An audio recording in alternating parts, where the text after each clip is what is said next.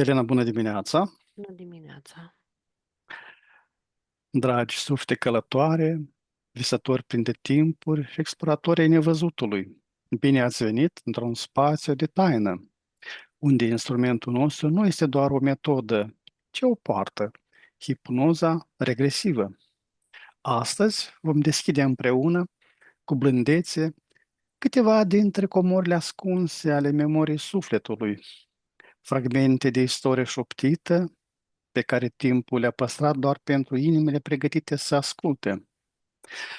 Dacă simțiți că întreaga voastră ființă are nevoie de o atingere adâncă, de o reașezare în lumină, să știți că vă oferim cu iubire servicii de purificare energetică și ezoterică croite special pentru voi prin sesiuni online care unesc distanțele sau prin fotografie, ca un fir invizibil de mângâiere. Astăzi, Elena va coborî în brațele hipnozii fără să cunoască destinația. Eu voi fi călăuză, alegând tărâmul, iar ea va descoperi tot cu ochii inimii, clipă de clipă, în timp real. Așadar, așezați-vă mai aproape de voi înșivă, deschideți larg ferestrele sufletului și pregătiți-vă pentru o călătorie dincolo de vălul obișnuit. Vă dorim o vizionare învăluită în emoții și uimire. Elena,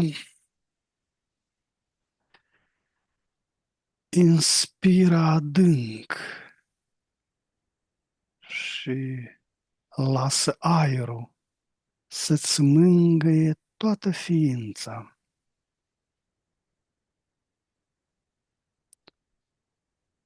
Expiră cu tandrețe, eliberând orice urmă de neliniște.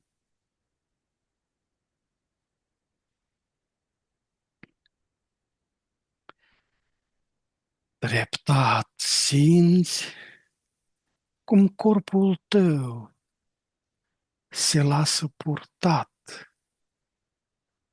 ca o frunză ușoară pe un râu lin al relaxării.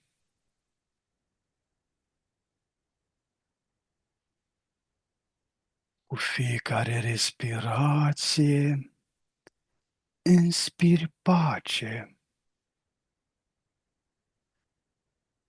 iar când expiri, orice grijă se topește în aerul cald.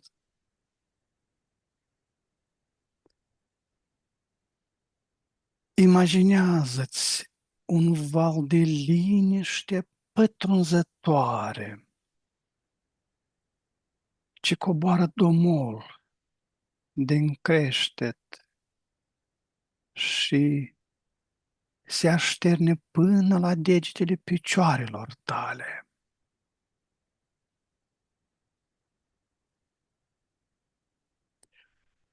Mușchii tăi devin moi, grei și ocrotiți.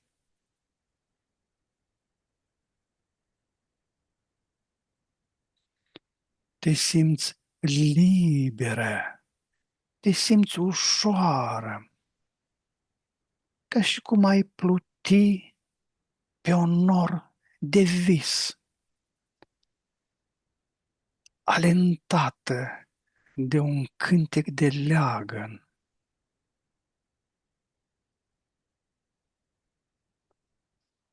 Fiecare sunet din jur este o mângâiere care te aduce mai aproape de tine.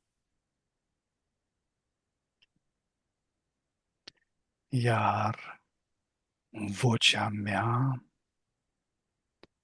e doar o punte blândă, un fir de lumină ce te conduce către pacea ta interioară.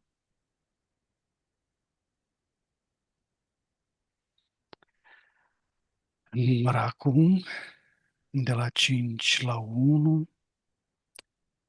Și cu fiecare treaptă tu te scufunzi de 10 ori mai adânc în liniște.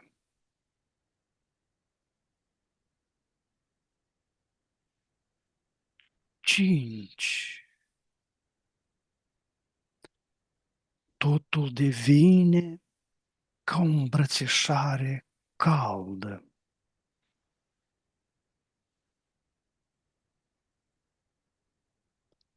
4. Mintea ta e un lac limpede, nemișcat. 3.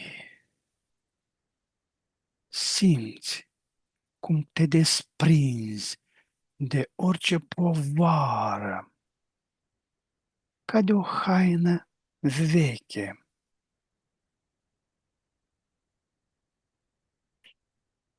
2. Încă un pas și ești aproape de tărâmul viselor adânci.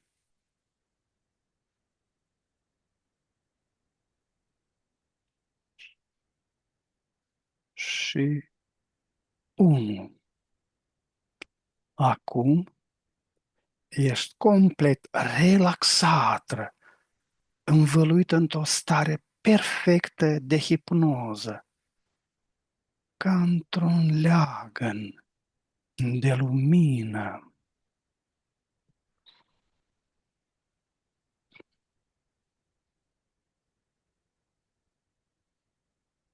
Număr de la 1 la 3, iar la 3 ne deconectăm de la conștiința colectivă. 1, 2 și 3. Ne întâlnim la 3 în spațiu hipnotic. 1, 2 și 3. Cum găsești acest spațiu? Cum s-ar zice, pregătit Pregătit. de noi. E ca o cameră tip lift care trebuie să coborâm Să în jos. coborâm sau să urcăm? Nu, să coborâm. Bine. Noi suntem sus, 10. Și nu putem să aducem doar informația la nivelul ăsta.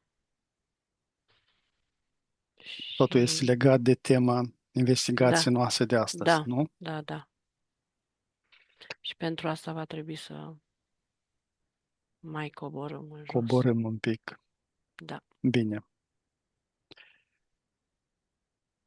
Ne mărim la 3 nivelul energetic și vibrațiile până la maximum posibil și mergem în acel spațiu care ne va permite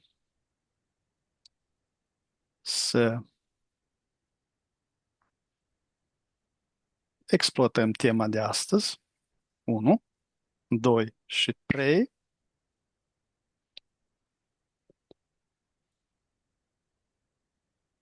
În ce nivel suntem? În 3. În 3. Da. Sper că nu în minus.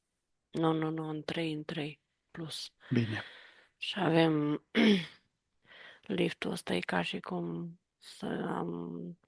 este portal s-a transformat în portal de lumină, suntem ca și cum ne-am făcut ca o protecție La 3, din sursă. invit în fața noastră pe Vlad Țepeș. 1, 2 și 3. Da, mi-a apărut corpul fizic și entitatea în spate.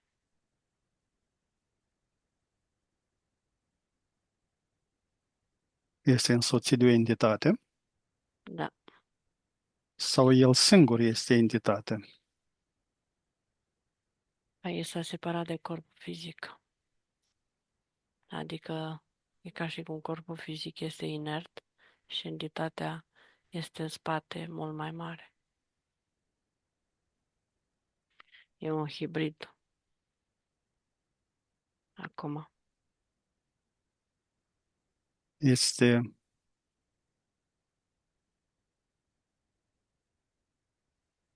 incarnat, Nu, nu este încarnată entitatea. Entitatea deja s-a făcut mare și este jos. Și l-am întrebat de ce nu s-a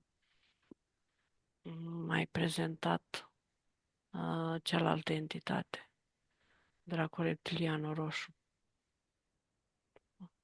în fața mea și face. Ai făcut prin ce a zis că prin ce am făcut s-a făcut conștientizări și entitatea nu mai e așa cum e, nu mai are atâta energie. Și a trecut la entitatea asta hibridă, adică toată energia s-a transferat în entitatea asta hibridă, că e, are, cum să spun, cap cum să spun, de animal, tip, știi, bou, vită. Aici trup omenesc, dar seamănă tot cu animal, că e în două picioare. Și jos are ca și cum e corpul de reptilă. Și face, așa putem supraviețui, ne transformăm. Că acum nu mai este energia aia tipic entităților clare. Și nu mai e în totalitate. E ca și cum partea de entitatea aia s-a făcut hibridare. Este în partea de jos a corpului. Deci, într-o entitate draco-reptiliană, așa este, după cum o văd, că e reptilă și draco, satan, că ei sunt cu ăștia cu tipic imaginea animalelor bovine, care au hibridat din sursă uh, nu ADN-ul, matricea asta care de manifestare a animalelor.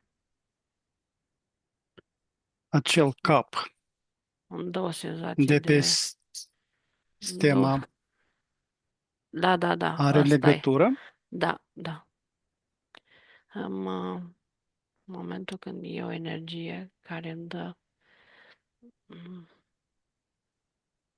sunt aproape de el, îmi dă o senzație de vomă. Adică încearcă să se lege la plexul solar pentru a Nu-i, prinde putere. nu-i permite. Nu-i permit, dar Mhm. asta faci prin senzația care mi-o dă. Încearcă să prinde la plexul solar. Pot vorbi cu el Da, prin coartele tale vocale. da, Vlad, te salut. da. Ce faci? Nu uita că sunt o parte din Vlad. O Sunt mult parte mai din mult. Vlad. Sunt mult mai mult. Acum. Ne cunoaștem? Da, mă cam supărați. Te supărăm? Te-am deranjat?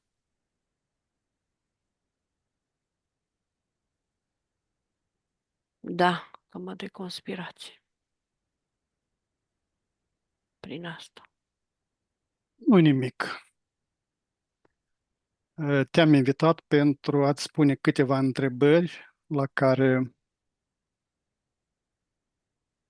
sper că o să-mi răspunzi cinstit. Ești de acord? Nu am altă variantă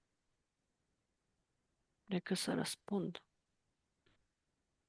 Vlad, ce ai perceput cu adevărat în timpul captivității otomane, care ți-a transformat sufletul sau nu-l ai? Eu mi-am pregătit corpul fizic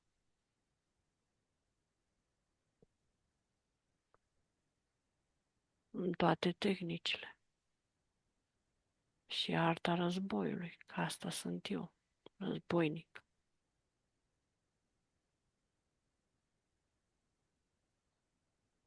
Adică captivitatea otomană ți-a transformat corpul, l-a adaptat pentru... Eu am vrut să mi-l adaptez, să le descoper și să le preiau informația din interior.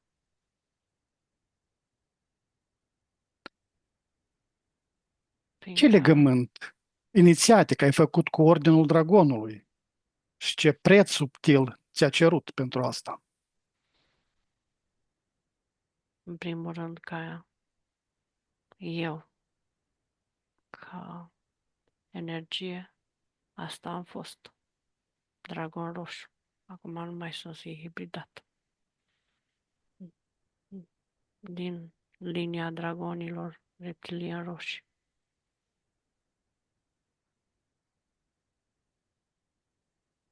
Nu mai am energia respectivă, fiindcă s-a dizolvat și s-a dizolvă și voi continuați.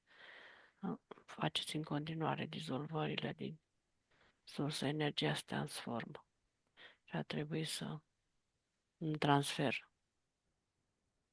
Asta e făcută în timpul în care am fost corpul la Țepeș.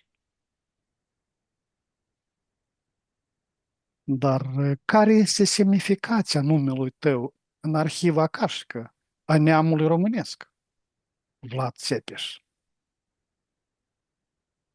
Nu știu,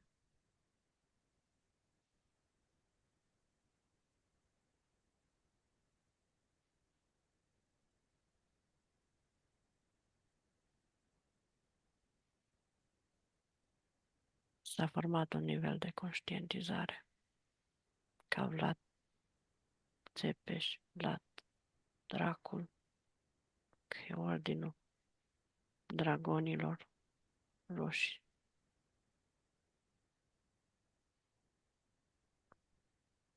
Și dracul e energie hibridată de când am fost în,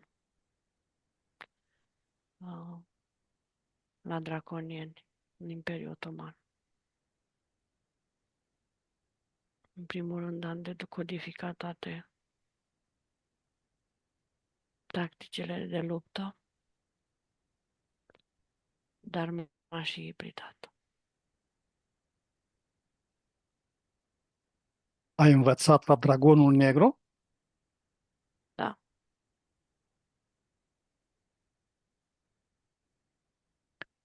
Ce învățătură secretă ai primit în...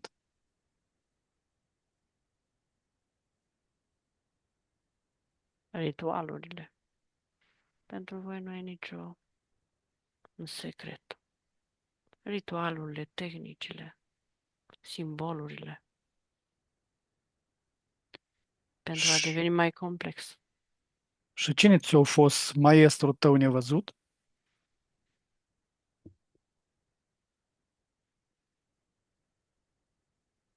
Însă și eu, ca entitate, le-am adus în corpul fizic pentru a le manifesta. Te-ai pregătit corpul fizic. Da,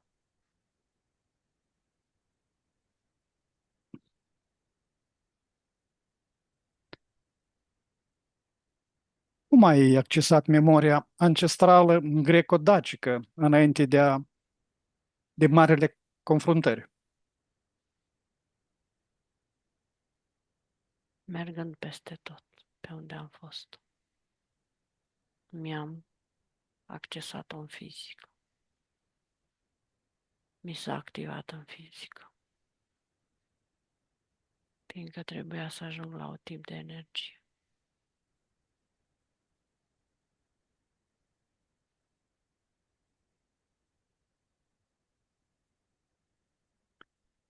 Ce este cu adevărat tunelul de sub mănăstirea Snagov și unde duce el în plan energetic?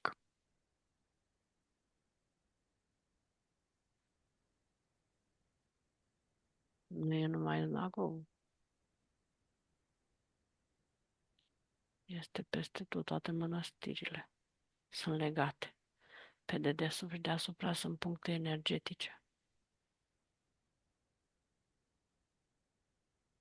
De aici mi-am întărit eu partea mea. Locul meu pus ca o amprentă, cum ziceți voi, energetică. Eu să am ieșirea prin mănăstirea asta. Mai există și acum aceste amprente ale tale? Nu, sunt preluate și ibridate. E schimbată vibrația.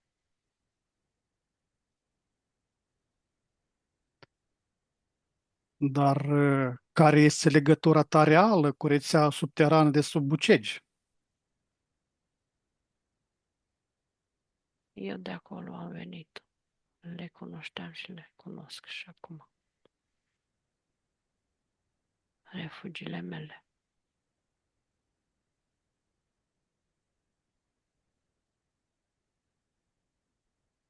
Din subteran, care le știam. Le-am descoperit. Le știam. Și le știu și acum, dar multe le-ați închis voi. A schimbat amprentele. Și acum sunt întreruperi. S-a făcut lumină pe acolo. Și nu mai putem traversa oricum. Ne-a schimbat rutele mai adânc.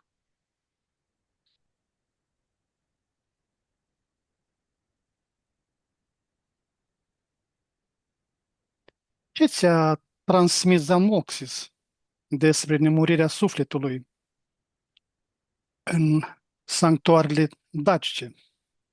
Nu mi-a transmis nimic. Am pus amprenta draconionilor. Am schimbat amprentele.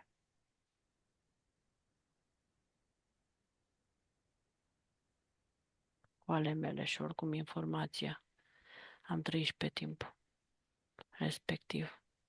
Mi-am desfăcut informația și am impregnat cu amprentele mele ca entitate pe acest loc.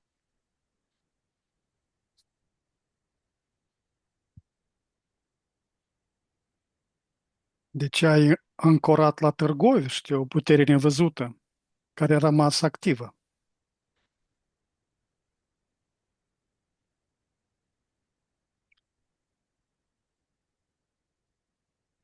Și aici am format portal. De sub am făcut, am scos la suprafață energia prin ca să poți să intri în interior. Are legătură cu tunelul. Interior.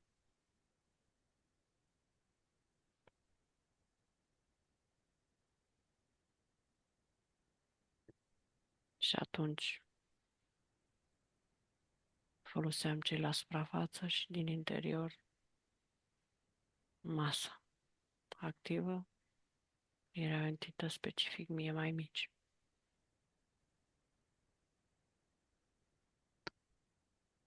Ce pact ai refuzat și cine te-a urmărit pentru acel refuz dincolo de planul fizic? Îmi vroiam teritoriul meu, fără înțelegeri.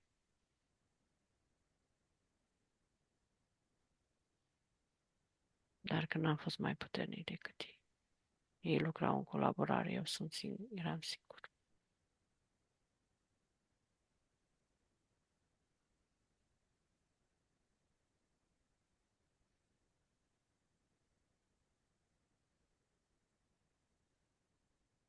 Cine a fost cu adevărat tatăl tău, Vlad Dracul, în taina Ordinului Draconului? Da, prin el am venit, prin ADN și prin energie. E o linie. Era o linie a dragonului roșu.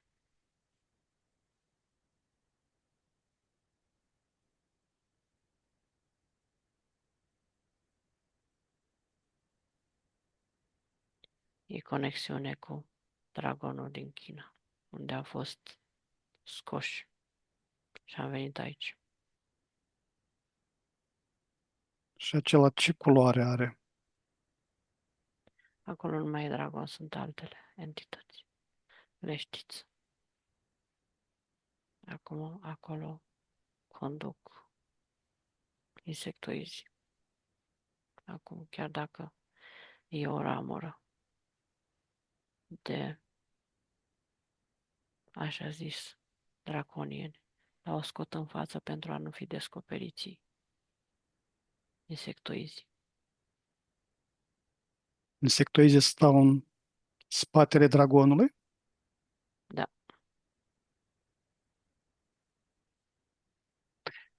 Ce rol ritualic a avut sângele în protejarea țării românești?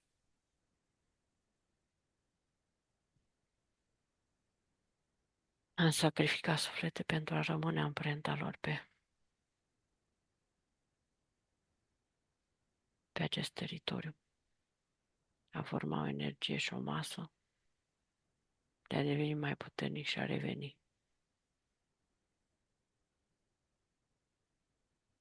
în, pe teritoriu, de a duce a venit din nou la suprafață și am luat un corp.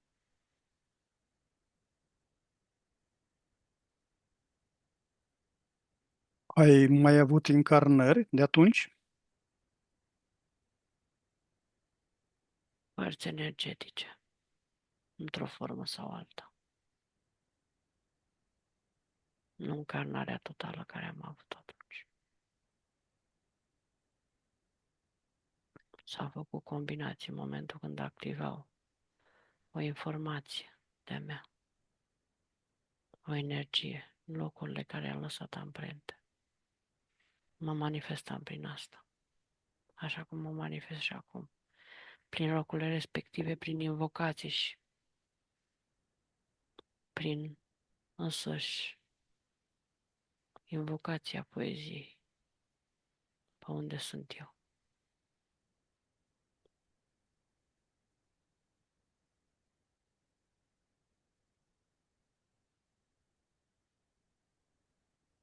Ce ai văzut în oglinda neagră din timpul de la Poienare, înainte de atacul otoman?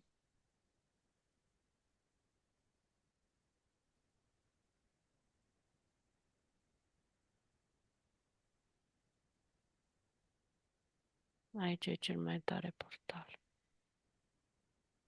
mai mare, cucerirea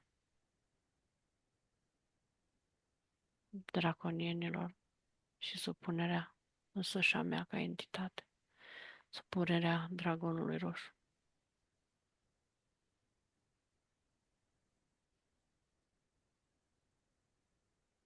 Însăși prin distrugerea ei. Dar nu s-a putut.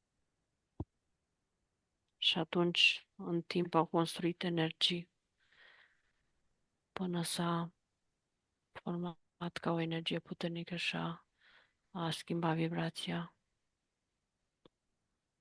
pământului și s-a dărâmat, cum îi spuneți voi, cu tremur. N-am putut-o face în fizică, au făcut-o din energetic și ritualul, din nave și de dedesubt. Că nu m-au putut distruge atunci. Că mi-au luat corpul fizic a fost una. Nu mi-au luat puterile că eu m-am remontat în interior. Care este adevărul despre moartea ta fizică și despre retragerea ta strategică din planul vizibil? alte influențe ale altor entități. Prin alte tehnici, nu directe, subtile. Și atunci au putut să-mi distrugă corpul fizic. M-am retras din nou în, sub, cum ziceți voi, subteran.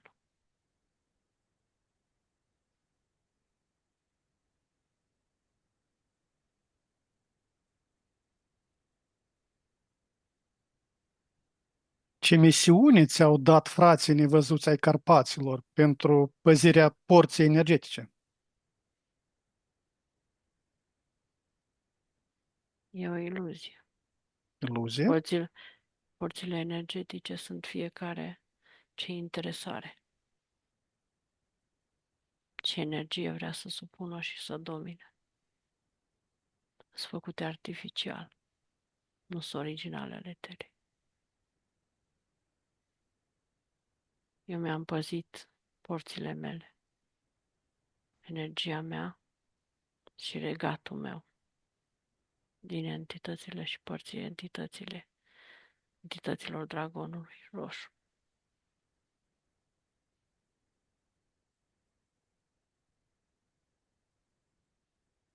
Cum ai folosit șoimii, corbii și lupii ca extensii telepatice în timpul domniilor?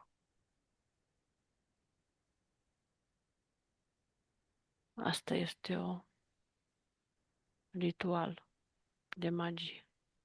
Energia și părțile astea energetice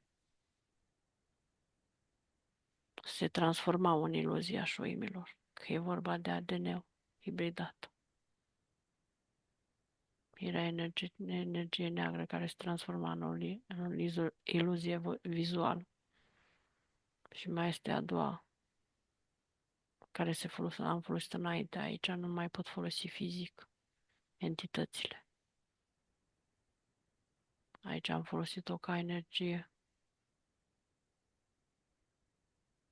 vizuală, fiindcă în amprenta și memoriilor exista din distrugerea și mâncarea cărnii de către șoimi, lilieci, lupi și că este o memorie și un program.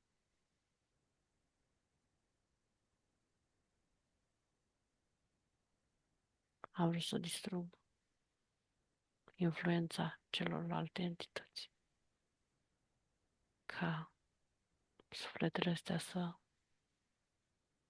rămână ca amprentă pe spațiul ăsta, la amprentă de sânge, ca să pot reveni iar și iar în spațiul ăsta să pot conduce, să mă pot manifesta. Sângele și lumina erau legate de mine.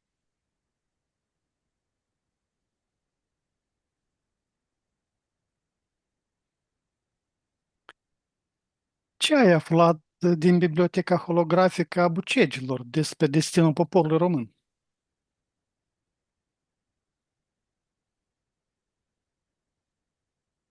Știam totul. Eu vreau să-mi stăpânesc teritoriul.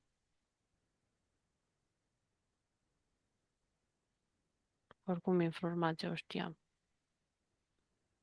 Eu sunt la începuturile formării Terra, știu totul.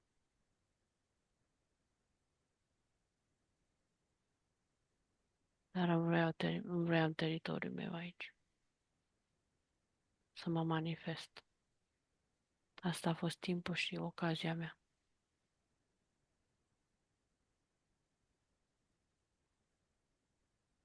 A fost, acum nu mai este? Acum sunt o felul de hibridări, se manifestă în forme complexe. Nu mai sunt directe, nu mai sunt... Îți trebuie o inițiere ca voi să cunoști toate părțile astea de hibridări și de complexitatea, cum îi zice, acapararea teritoriilor. că între timp se manifestă, cum îi numiți voi, arhonii, să remanifestă. Au revenit arhonii la conducere și combină tot.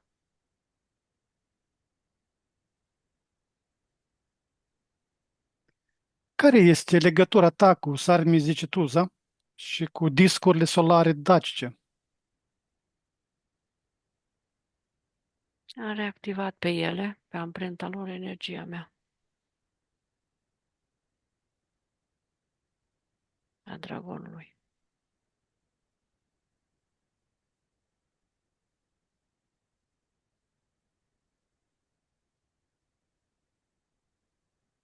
Și plus de asta am făcut o înțelegere cu ei. Ei sunt o formă de Anunnaki, combinație de Pleiadian cu Anunnaki. Le-a schimbat amprent cu amprenta mea. E ca o înțelegere cu ei.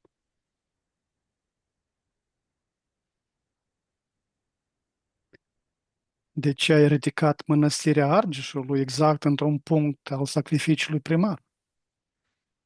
Pentru că este un punct al nostru de energie de minus.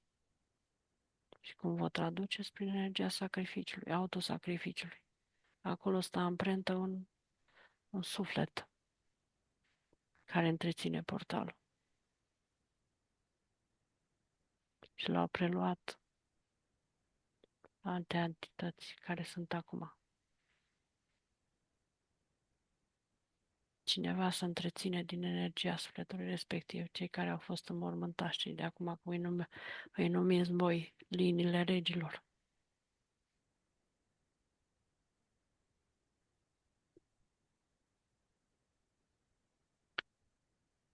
Ce ai discutat cu călugării de la Snagov în noaptea înscenării ultimii tale morți? Știam că eram înconjurat de toate energiile, le vedeam. Mi-am pregătit retragerea prin interior.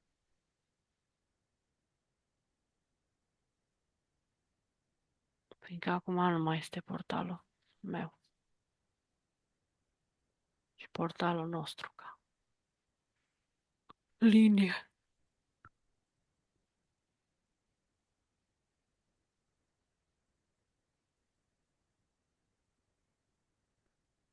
Cum te-ai raportat la Zamolxis în momentul în care ai fost considerat mort de lume? Nu m-am mai purtat la Zamosis. Asta e o iluzie a voastră și o credință a voastră. Înțelegerea a fost făcută cu ei, au plecat, s-a schimbat amprentele. M-am raportat la mine, la energia mea și la a relua din nou energiile, amprentele, fiindcă îi aveam deja sânge vărsat și acolo era energie care mi se dădea mie. De aia s-au și făcut în puncte cheie multe timp de sacrificii.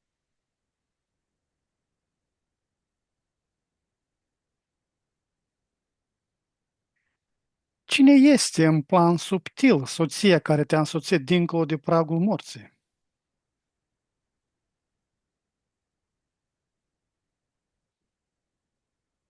Un suflet care este în pieptul meu.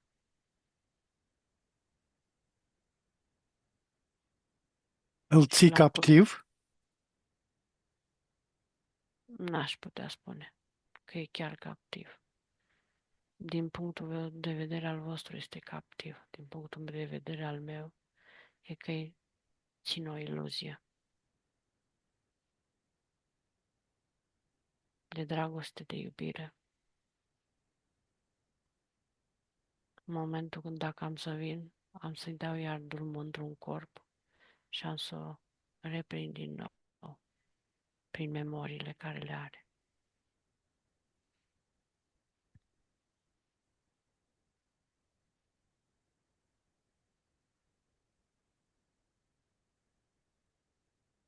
Ce mesaj ai transmis prin corbul negru din simbolica corvineștilor?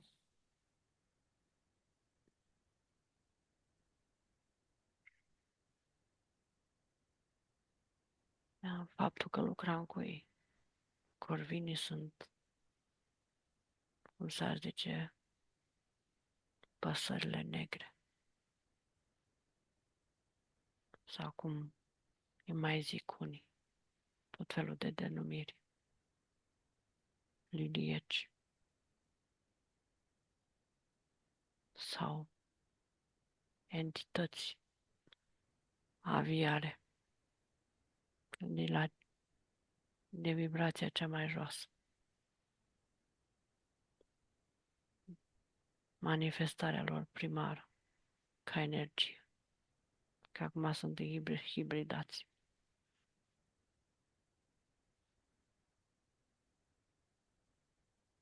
S-au rafinat.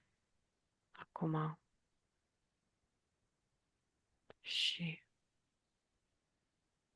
era chiar o formă de a îi domina și pe ei, de a lucra împotriva mea.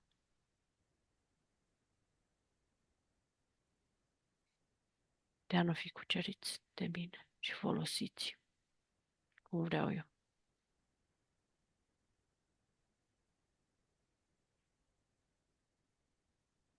Care este adevărul despre comoara de la Snagov? Aur fizic sau cheie energetică? A fost odată aur fizic, în vechimi îndepărtate. Acum a rămas vibrația energetică care e căptușită cu amprenta entităților. Cum ziceți voi, ca o cheie energetică.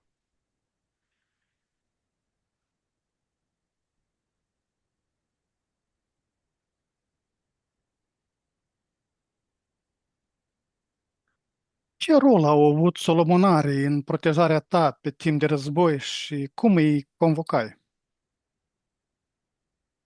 Nu am lucrat cu solomonari. Am lucrat direct cu Iahve, dar nu prin solomonari.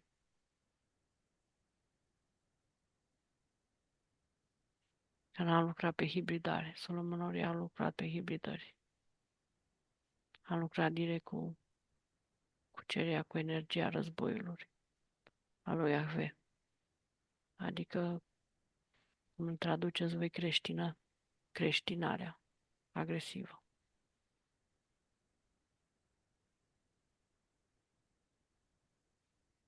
Ei erau pe energia sexuală de hibridare, prin combinații energiei sexuale.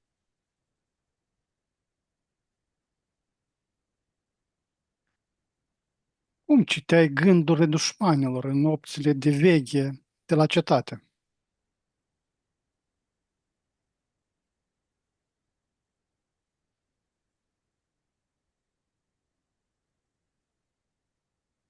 Nu am primit informații, nu mi-a ajuns informația întrebării. Cum citeai gândurile dușmanilor în Intram în, nopțile? intram în spatele lor ca entități. Mă duceam direct. Comunicam în ezoteric, cum ziceți voi, cu ele.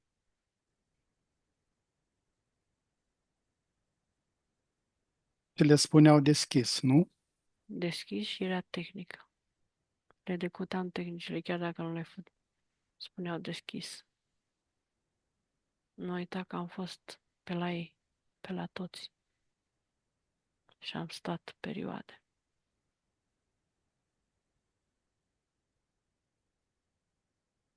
Și chiar dacă nu vreau, le decodau tehnicile.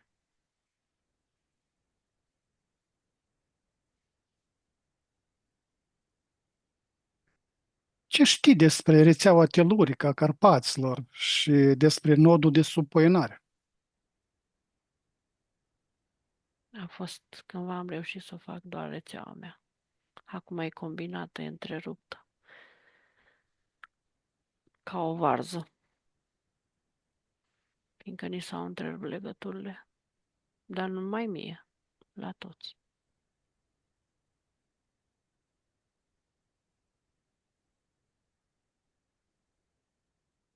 Se reîncearcă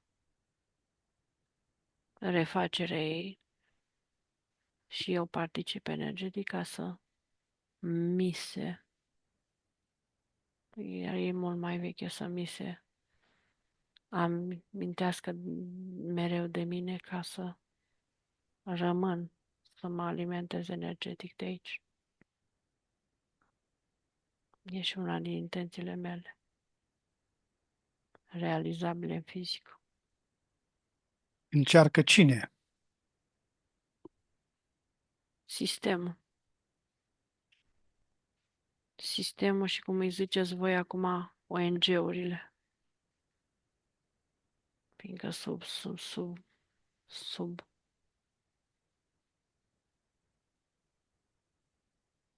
titulatura cuiva.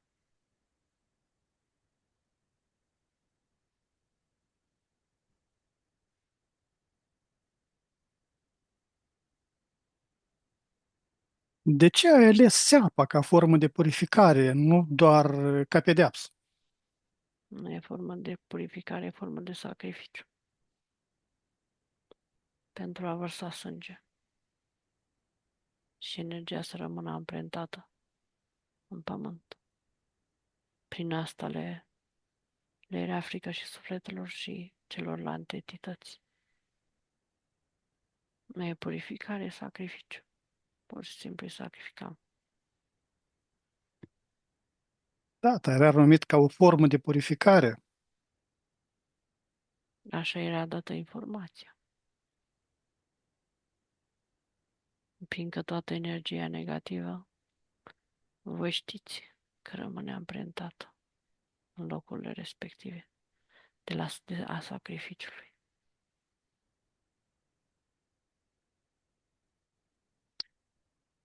Ce ai negociat cu cei trei de sub munte pentru suveranitatea țării românești? Ce iluzia asta pentru suveranitatea țării românești? Pentru suveranitatea entității de a stăpâni locul și a rămâne într-o formă egregorică și a stăpâni un teritoriu care este al terei.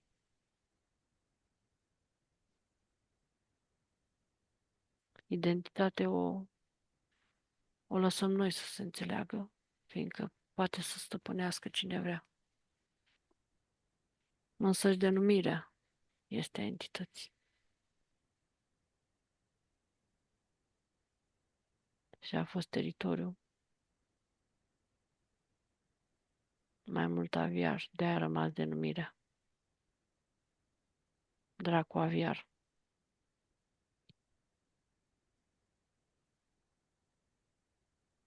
Așa.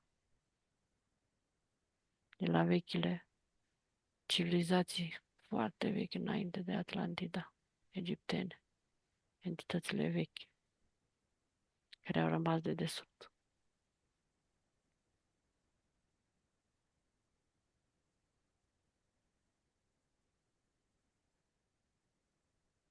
Care este adevărul ocult despre fratele tău Radu?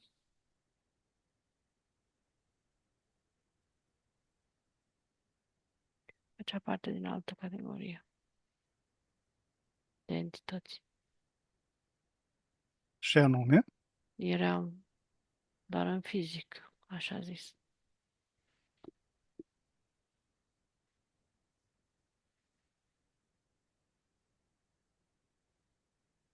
Dracul Jini. Jini. Și era un jin. Gin, da? Da.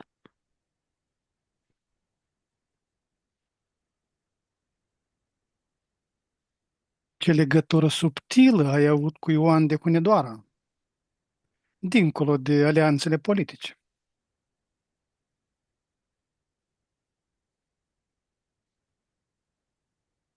Combinațiile entităților.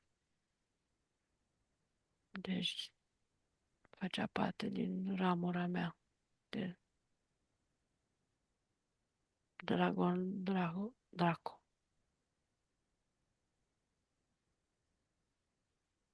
Și era parte din entitatea asta mare. Prima, Dragon. Nehibridată, cum am făcut și noi.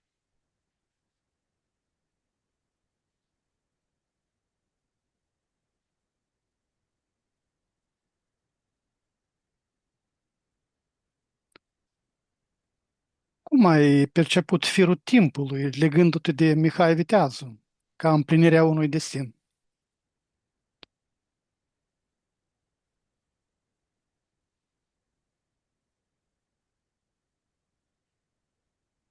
El era pe linia entității a noastră, ca un frate, o parte din din corp, din dragonul roșu. Partea spatului cu mâna cu platoș. Laba dreaptă, cum s-ar zice, picior, tip labă.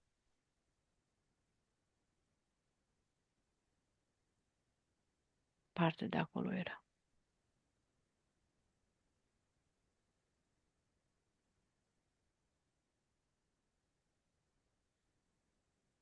Ce ai văzut în ultimele clipe în mlaștina de lângă Snagov?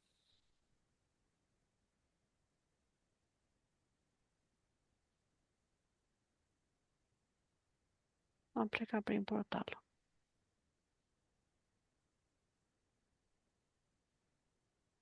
Te referi la oglindiri. Eu le știam din fizică totul. Informația o culesese.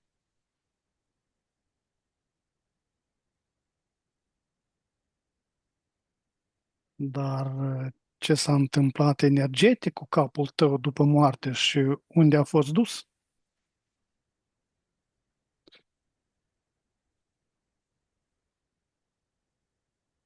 N-a fost, n-a fost dus nicăieri, l-am luat. L-ai luat. L-am luat cu mine în subteran și pusă. Dacă e, când se vor închide porțile energetice care sunt formate de noi ca entități, în momentul când se desface, se va găsi o seminte de desubt. Dar pot să spun că este în zona Transilvaniei.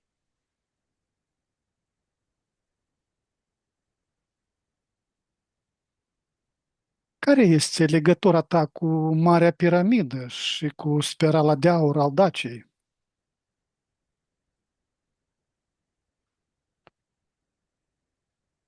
Niciuna. Le-am închis și mi-am pus amprenta mea. Nu am folosit energiile astea. Fiindcă memoria s-a dus, ei au plecat de aici.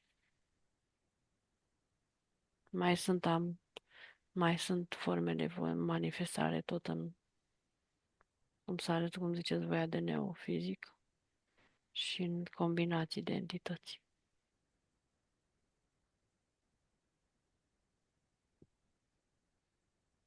Vor să revină prin anume să se manifestă ADN-ul lor, ca și cum deschizi portalul cu ei.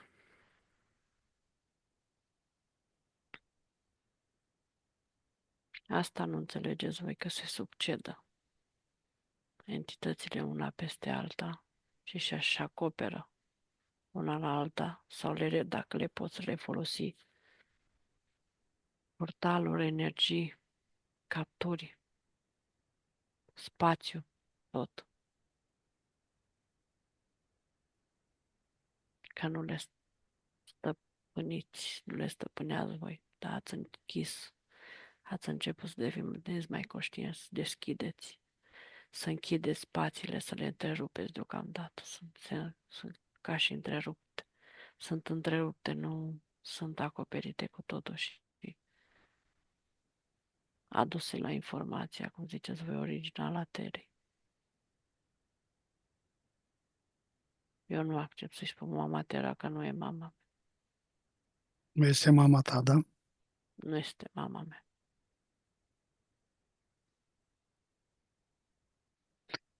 Ce blestem ai rostit asupra trădătorilor și ce efect are el în prezent asupra lor. Le-am promis că mă voi întoarce și eu o să-i cuceresc. Le iau spațiu.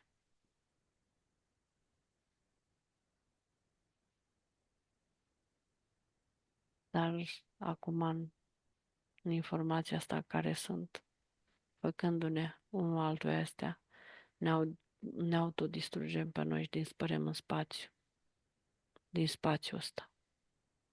Și până la urmă tu voi rămâneți în prima fază. Noi ușor, ușor corecta spațiul și nu mai rămâne.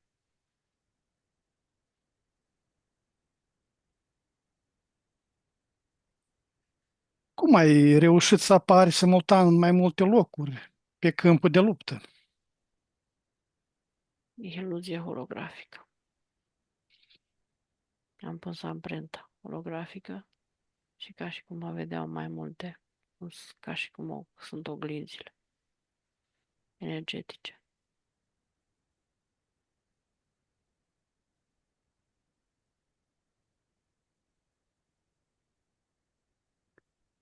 Ce ți-a descoperit temnița de la Visegrad despre natura fricii? Nici o natură fici. Eu n-am avut frică niciodată și nu am. Forță, putere, tactică și scop. Nu mi-a fost frică o clipă. Mi-am folosit resursele mele ca informații. Am avut răbdare. Acolo am descoperit mult. Iarăși mi-am readus aminte, am avut timpul meu să-mi readuc aminte.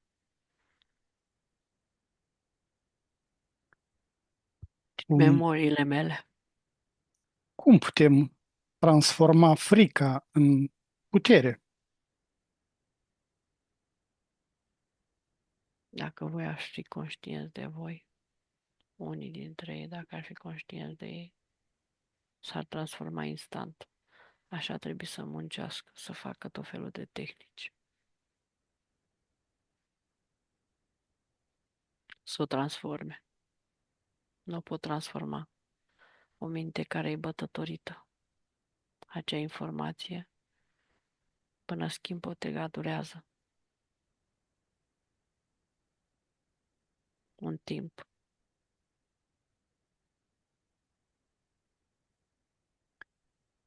Dar cum ai transformat suferința din captivitatea otomană în scut energetic?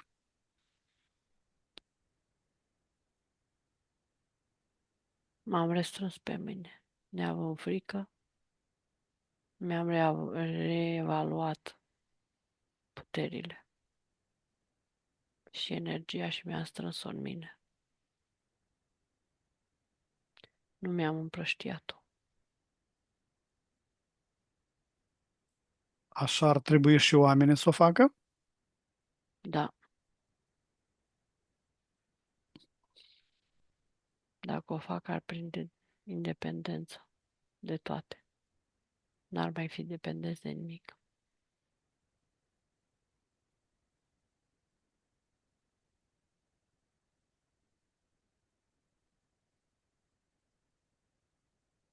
Ce ai cunoscut despre reîncarnare din textele ascunse ale mănăstirilor?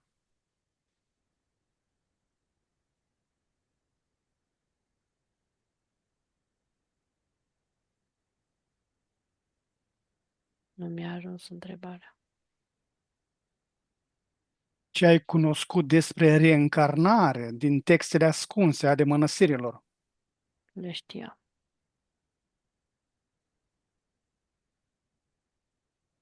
Nu era o noutate pentru mine. Doar spuse în altfel.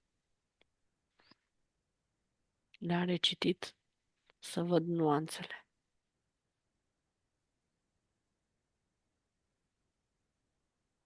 Dar de ce se ascunde de oameni? Pentru că oamenii sunt ținta ca să fie folosiți și locurile. odată cu oamenii, cu ființele umane. Sunt energie. Ei sunt energia manifestării, în rezonanță cu Terra. Vrei să spui că călugării practic tot știu despre reîncarnare? Da, în subconștient știu toți. În subconștient doar? Știu, Conștientul nu, știu și fizic, dar dar tac, da, ascund. da.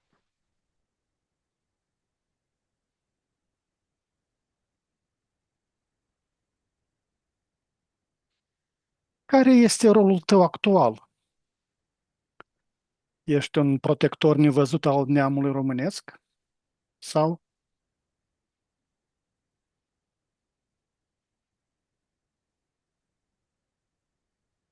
De a reveni, dorința de a reveni. Dar sunt schimbate multe. Se mișcă foarte repede energiile acum. Nu știi pe ce direcție să o iei. ai planurile tale care nu prea Da, coincid cu neamul da, românesc, da? da.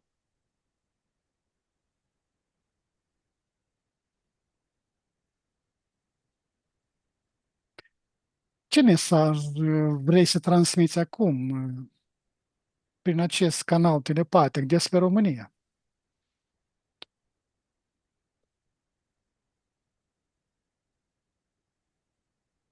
Să învețe să fie ei înșiși.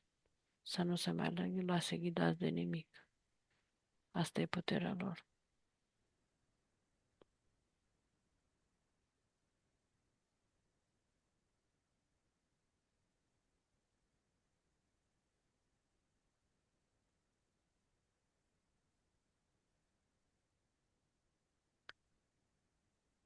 Ce te reține legat de planul pământesc și ce te poate elibera?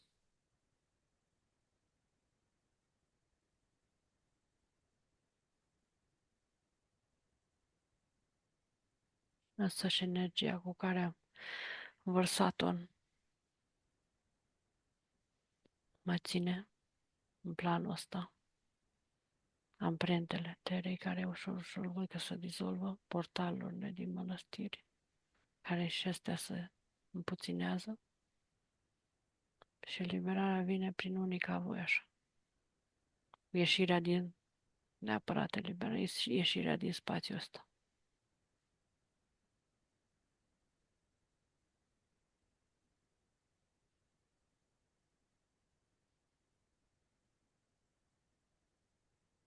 Ce ai dori să știi descendenții tăi spirituali despre adevărata ta natură?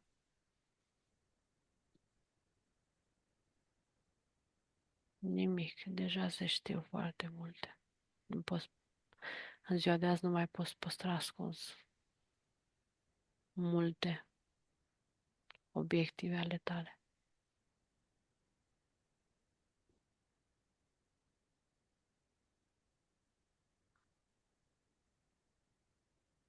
Care sunt relațiile dintre dragonul roșu, cel alb și cel negru?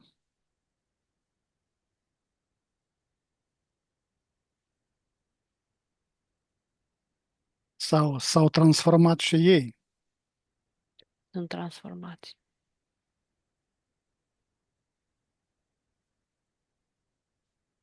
Sunt și mulți dintre ei au mai ieșit din spațiile astea. Sunt ca și cum alte rase mai de lumină le transformă că vor să reacapareze din nou spațiul ăsta. Care este scopul adevărat a celor din răsărit? Să-și recapete spațiu, așa cum era înainte. Și crezi că le reușește? Într-o mică parte, dar să pierde pe drum.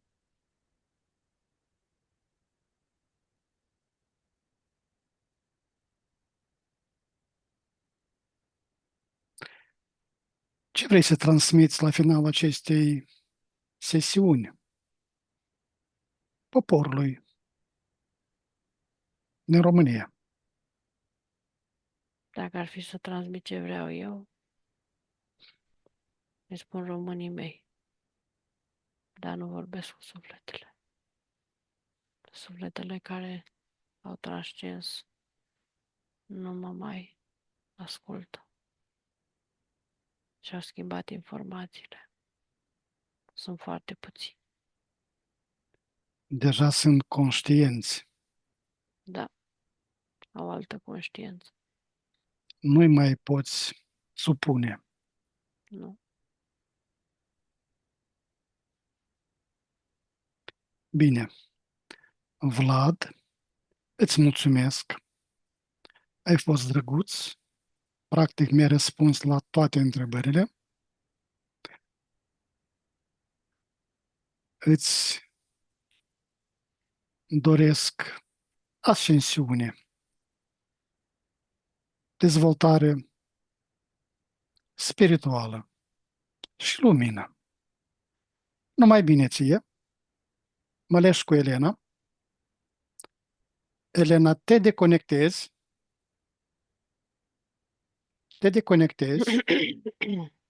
Nu mai vrea să mai răspundă în ultima perioadă, în ultimele întrebări. Da, am simțit și eu că... Cum te simți? Mă simt bine, s-a eliberat. Am Mhm. rămas cu senzația de aia de ușoară, de vămă. Nu mai vroia, fiindcă sunt și ei conștienți că li se schimbă spațiile, timpurile. Încep să se regrupeze, să-și regrupeze informația, să se rehibrideze și ei să aibă, să manifeste. Caută o formă de De manifestare. stare, da. Bine. Elena, am ajuns la finalul acestei călătorii. Acum, cu recunoștință, ne retragem ușor din toate câmpurile și canalele informaționale pe care le-am atins, ștergem cu blândețe orice urmă, orice amprentă energetică. 1, 2 și 3. Acum deschid un flux de lumină din sursa primordială care va spăla cu iubire toate rezidurile străine din câmpurile noastre și ne va umple cu energie vie, proaspătă. 1, 2 și 3. Pregătește să revii ca dintr-un vis frumos care ți-a atins sufletul în starea de veche, proaspătă, întreagă, plină de lumină, acolo unde inima ta te așteaptă. Număr de la 1 la 5, iar tu îi îngădui minții să se trezească blând, de clară și concentrată.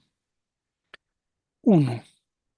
Conștiința ta se deschide ca o floare la răsărit. 2. Corpul tău devine mai ușor, tot mai prezent. 3. Auzul și senzațiile tale revin ca o melodie familiară. 4. Gândurile îți sunt limpezi, curate, ca după un somn binecuvântat. Și 5. Deschizi ochii, complet trează, cu o pace adâncă în piept și o vitalitate nouă, gata să îmbrățișezi lumea.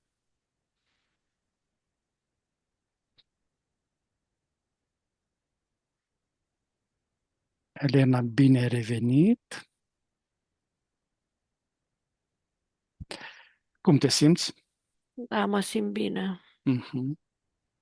Dragi exploratori ai sufletului, călători prin adâncurile nevăzute, am ajuns la țărmul acestei călătorii extraordinare, prin faldurile timpului și ale memoriei tainice. Vă mulțumim din toată inima pentru prezența voastră caldă, pentru fiecare tresărire de uimire, pentru fiecare lacrimă mută, fiecare zâmbet, fiecare comentariu, fiecare like, fiecare împărtășire ne dau aripi să ducem investigațiile mai departe. ca pe niște scrisori de dragoste pentru adevăr. Cele mai calde mulțumiri Elenei, al cărui har și curaj și suflet deschis au făcut posibil această experiență fascinantă. Dacă simțiți că inima v-a șoptit ceva astăzi, nu uitați să vă abonați și să atingeți clopoțelul.